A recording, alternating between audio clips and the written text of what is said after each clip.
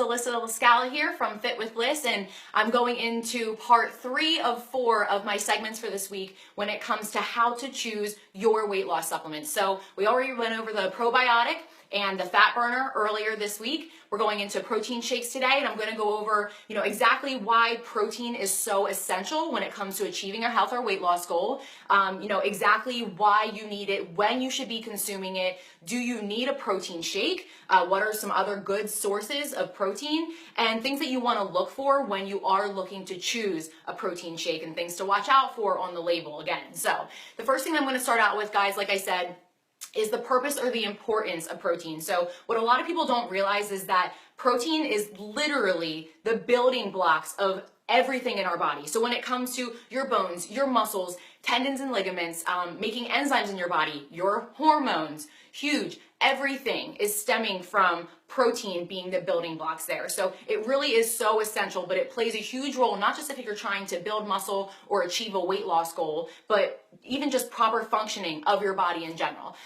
So next thing I wanted to talk about was how much you could consume. So when people really realize the value of protein and why it's so important, the next question is, well, how much am I supposed to have on a daily basis?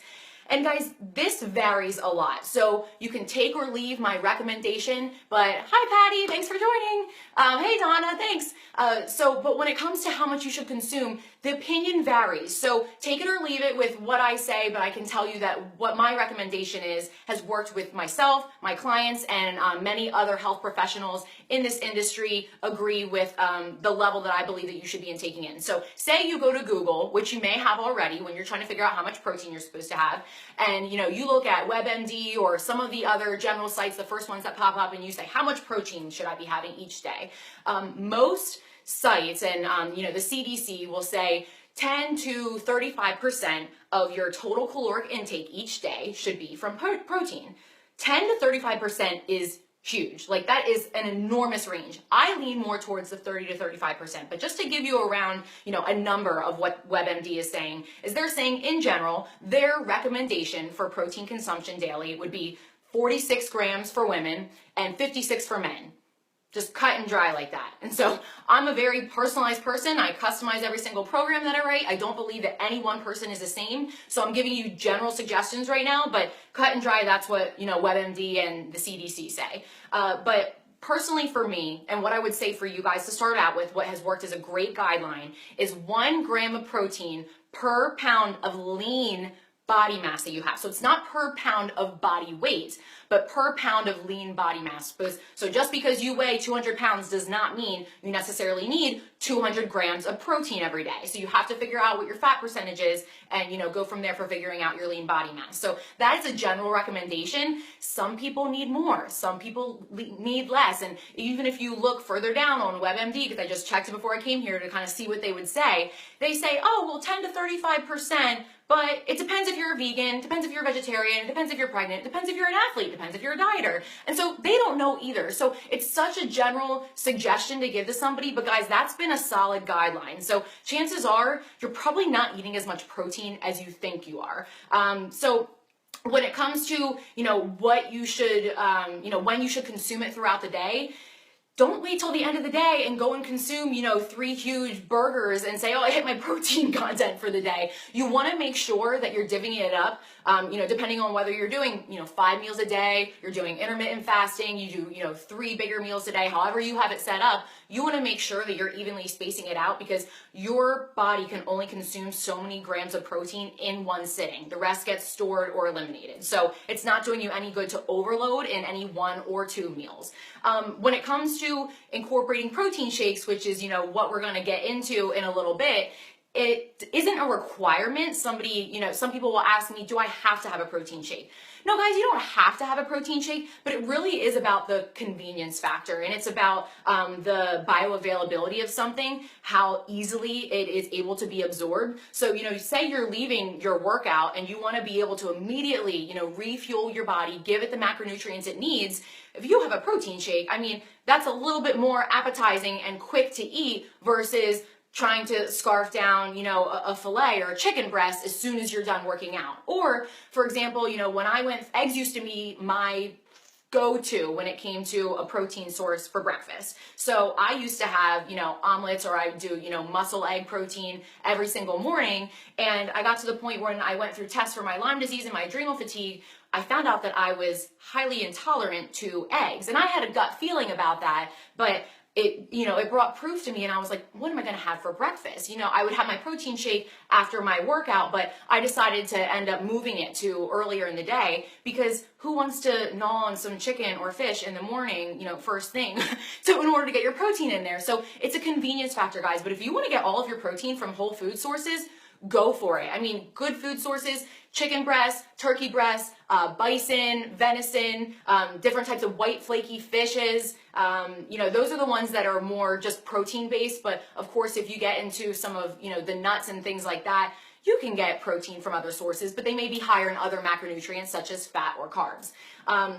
So really it's about the convenience, but you don't have to. But let's be real, we're all really busy. You got stuff to take care of at home. You got jobs to go to. You got kids to run to sports. And so we don't always have time to be able to have a sit down dinner and be able to actually enjoy our food. If you're someone that also has an issue with, feeling too full from eating, especially in the morning, if you're not a breakfast person, I highly suggest a protein shake, because at least you're getting the protein in there. Sometimes, eggs are too heavy for somebody first thing in the morning, and I totally get that. So to have a protein powder is so much lighter and easier, so that you don't feel weighed down from the protein source. That's another really important thing about incorporating protein into your daily nutritional, regimen in even increments, because it's going to keep you fuller longer. Guys, fats and proteins take longer to digest. So if you're someone that feels like you're getting hungry extremely quickly after you're done eating, chances are you have high carbs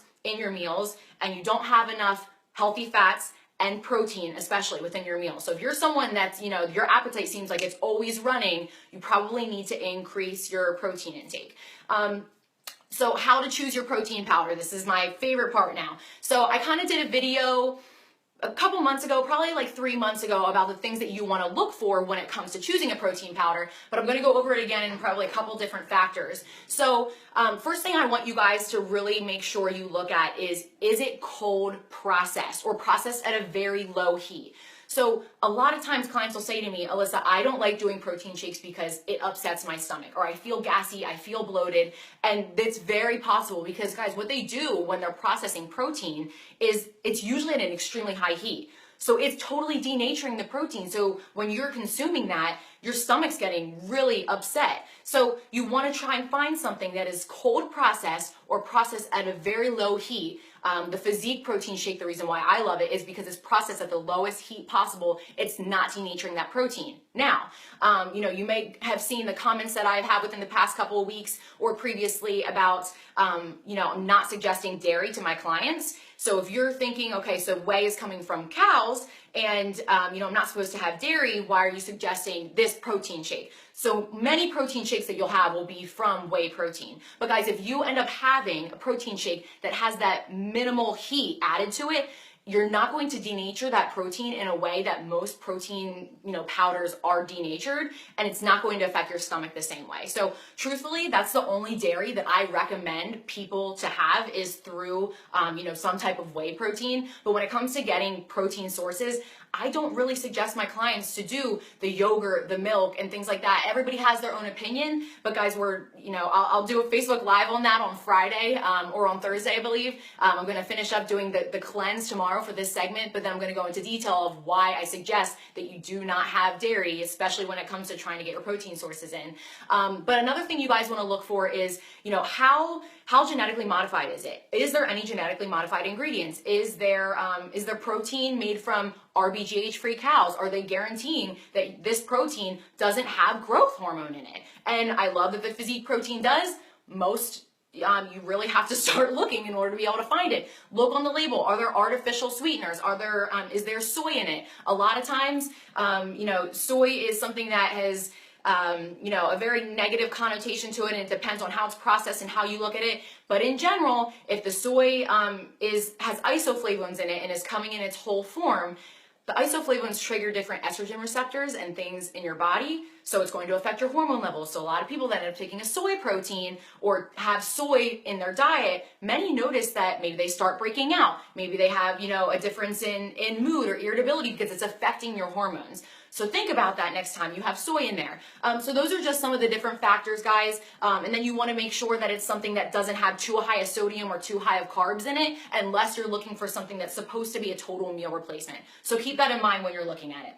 And then, the last last question that most people ask me is, can you consume too much protein, specifically protein powder? So in general, yes, you can consume too much protein. You guys have to remember it's still a macronutrient, just like a carb, a fat. Protein, if you take in too much, if you don't need it, you're going to store it. You're going to add on fat. So just because you consume more doesn't mean, you're going to lean out quicker or bulk up quicker or whatever your specific goal is.